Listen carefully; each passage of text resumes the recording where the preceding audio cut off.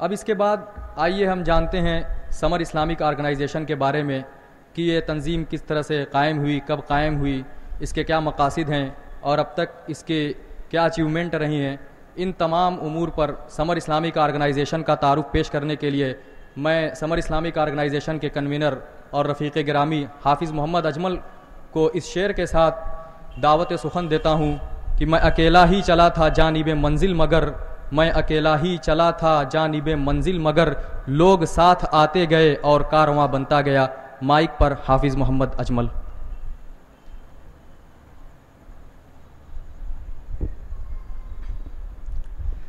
السلام علیکم ورحمۃ اللہ وبرکاتہ۔ الحمد لولیہ والصلاۃ والسلام علی نبیہ من یشرک فی ذاتہ وصفاتہ وعاداتہ وآیاتہ او یتبرک بغیرہ من نبی وولی ونقی وتقی فعلیہ الخسران والوبال۔ اما بعد فاعوذ باللہ السمیع العلیم من الشیطان الرجیم من ہمزہ ونفخہ ونفثہ وان لیس للانسان الا ما سعى وقال النبی صلی اللہ علیہ وسلم طلب العلم فریضۃ علی کل مسلم۔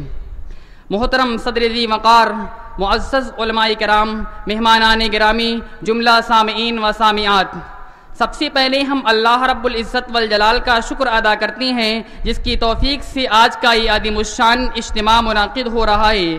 ہم اللہ رب العالمین کے حضور دعا گو ہیں کہ الہ العالمین اس پروگرام کو کامیابی سے سرفراز کرے اور ہماری اس نشست کو ہمارے اعمال صالحہ میں شامل فرمائے، آمین۔ محترم سامعین و سامعات، شریعت مطہرہ میں علم دین کا کیا مقام و مرتبہ ہے اور اس کی کیا اہمیت و فضیلت ہے، یہ ہم سے مخفی نہیں ہے۔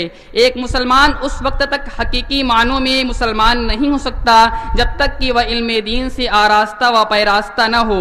نبی کریم صلی اللہ علیہ وسلم نے علم دین کا حاصل کرنا ہر مسلمان کے اوپر لازم قرار دیا ہے، چنانچہ آپ صلی اللہ علیہ وسلم کا ارشاد ہے طلب العلم فریضۃ علی کل مسلم، علم کا حصول ہر مسلمان پر فرض ہے۔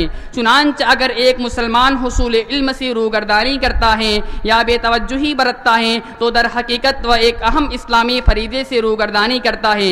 علم دین کی فضیلت کے لیے یہی عرض کر دینا کافی ہوگا کہ طالبان علوم نبوت کے لیے فرشتے آسمانوں میں، چیونٹیاں بلوں میں اور مچھلیاں سمندر کے تہوں میں دعائیں خیر کرتی ہیں۔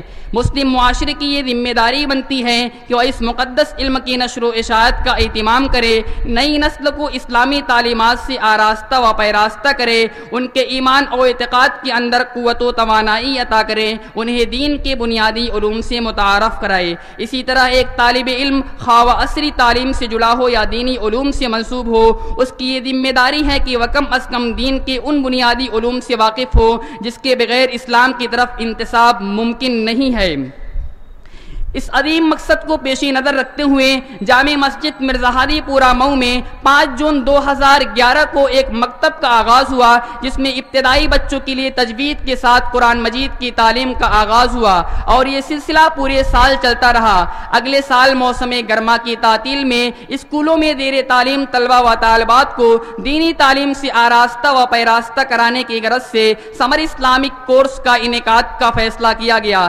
اس کا مقصد ایک طرف تو یہ تھا کہ قوم کے نونہالوں کا یہ قیمتی وقت بیکار اور لایانی کاموں میں ضائع نہ ہو اور دوسری طرف اس موقع کا فائدہ اٹھاتے ہوئے انہیں اسلامی علوم سے باخبر کرایا جائے۔ اس کورس میں طلبہ کو قرآن مجید کی آخر پارہ کی چند سورتوں کا حفظ، وضو و نماز کی علمی و عملی تربیت، روزمرہ کی مسنون دعائیں اور اسلام کی بنیادی باتوں کو سکھانے کے ساتھ ساتھ انہیں اسلامی اخلاق و عادات کی تعلیم کی خصوصی توجہ دی جاتی رہی۔ الحمدللہ یہ کورس بہت کامیاب رہا اور طلبہ نے اس کی افادیت کو سمجھتے ہوئے اس پروگرام میں بھرپور حصہ لیا۔ یہ کورس 6 سالوں سے برابر منعقد ہو رہا ہے۔ پہلے سال سمر اسلامی تربیتی کورس میں حصہ لینے والے طلبہ و طالبات کی تعداد صرف 20 تھی جو بڑھتے ہوئے 500 تک پہنچ گئی۔ انجام اس کے ہاتھ میں ہے، آغاز کر کے دیکھ، بھیگے ہوئے پروں سے ہی پرواز کر کے دیکھ۔ سمر اسلامک آرگنائزیشن کے ذمہ داران کی کوششوں سے مئو شہر میں پہلی بار صرف عصری اسکولوں میں زیر تعلیم تعلیم درجہ 7 تا 11 کے طلبہ و طالبات کے لیے سیرت نبوی صلی اللہ علیہ وسلم کے موضوع پر 17 جولائی 2016 کو ایک عظیم الشان تحریری انعامی مسابقے کا انعقاد کیا گیا، جس میں صرف اسکولوں میں زیر تعلیم طلبہ و طالبات حصہ لینے کے حقدار تھے۔ اس مسابقہ میں شہر مئو کے علاوہ اطراف و اکناف کے علاقوں مثلا اعظم گڑھ، مبارک پور، خیر آباد، ولید پور، محمد آباد، گھوسی، گوہنا، اندارا، ادری، کوپا گنج وغیرہ سے بھی کثیر تعداد میں طلبہ و طالبات نے حصہ لیا۔ مسابقہ میں شرکت کرنے والوں کی تعداد تقریباً 1800 تھی، جس میں 15 غیر مسلم طلبہ بھی شریک ہوئے۔ پوزیشن حاصل کرنے والے امتیازی نمبرات پانے والے طلبہ و طالبات کو اسی اسٹیج سے اور دیگر شرکاء کو بھی گراں قدر انعامات سے نوازا گیا۔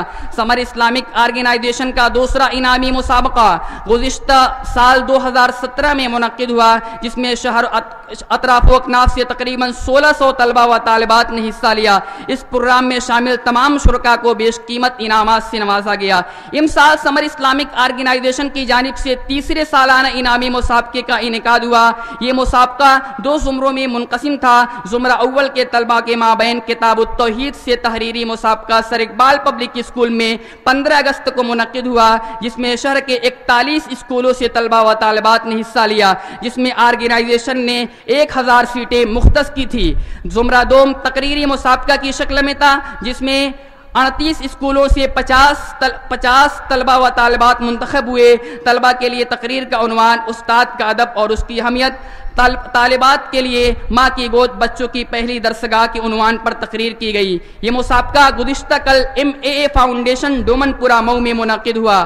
آج کا یہ عظیم الشان پروگرام جس میں آپ حضرات تشریف فرما ہیں، یہ اسی مسابقہ میں حصہ لینے والے طلبہ و طالبات کے درمیان انعامات کی تقسیم کے لیے منعقد ہوا ہے، تاکہ ان نونہالوں کی حوصلہ افزائی ہو اور ان کی محنت اور جد و جہد کا ثمرہ ان کی نظروں کے سامنے ہو۔ سمر اسلامک آرگنائزیشن کا اولین مقصد عصری اسکولوں اور کالجز میں زیر تعلیم طلبہ و طالبات کو قرآن مجید اور دیگر اسلامی تعلیمات سے مرصع کرانا ہے، تاکہ ان کے اندر اسلامی احکامات پر عمل پیرا ہونے کا جذبہ پیدا ہو سکے۔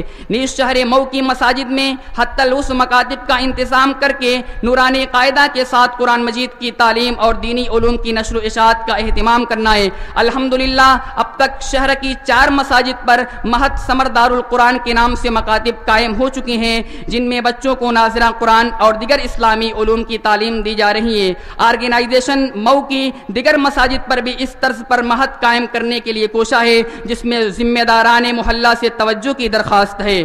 ہم اللہ رب العزت والجلال کا شکر ادا کرتے ہیں، جس کی توفیق اور فضل و کرم سے یہ علمی کارواں رواں دواں ہے۔ ہم اس عظیم نعمت پر اپنے خالق و مالک کا جتنا بھی شکر ادا کریں کم ہے۔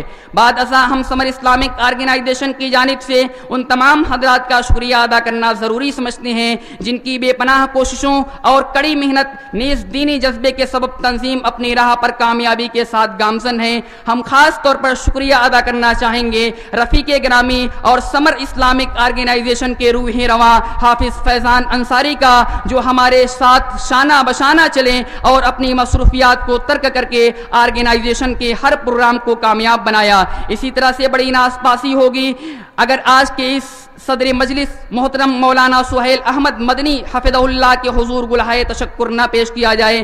اسی طرح سے ہم ان تمام محسنین حضرات کے بھی ممنون و مشکور ہیں، جن کے پرخلوص تعاون سے یہ تنظیم رواں دواں ہے۔ ہم امید کرتے ہیں کہ ان حضرات کی یہ کوششیں دنیا و آخرت دونوں جگہ بار آور ہوں گی اور اس کا صلہ خوب سے خوب تر ملے گا۔ اسی طرح سے آج کے پروگرام کے مہمان گرامی، مہمان خصوصی، مدعوون خصوصی اور جملہ حاضرین کا تہہ دل سے شکریہ ادا کرتے ہیں، جنہوں نے ہماری دعوت پر لبیک کہتے ہوئے اس پروگرام میں شرکت کی اور ہماری ہمت افزائی کی۔ اللہ رب العزت سے دعائیں کہ ان تمام حضرات کو جزائے خیر سے نوازے، ان کی خدمات کو شرف قبولیت عطا فرمائے، سمر اسلامک آرگنائزیشن کو دن دنی رات چوگنی ترقی عطا فرمائے اور اس تنظیم کو ہر قسم کے شر سے محفوظ رکھے، حاقدین و حاسدین کی نظر بد سے بچائے۔ آمین۔ وآخر دعوانا ان الحمدللہ رب العالمین، والسلام علیکم ورحمۃ اللہ وبرکاتہ۔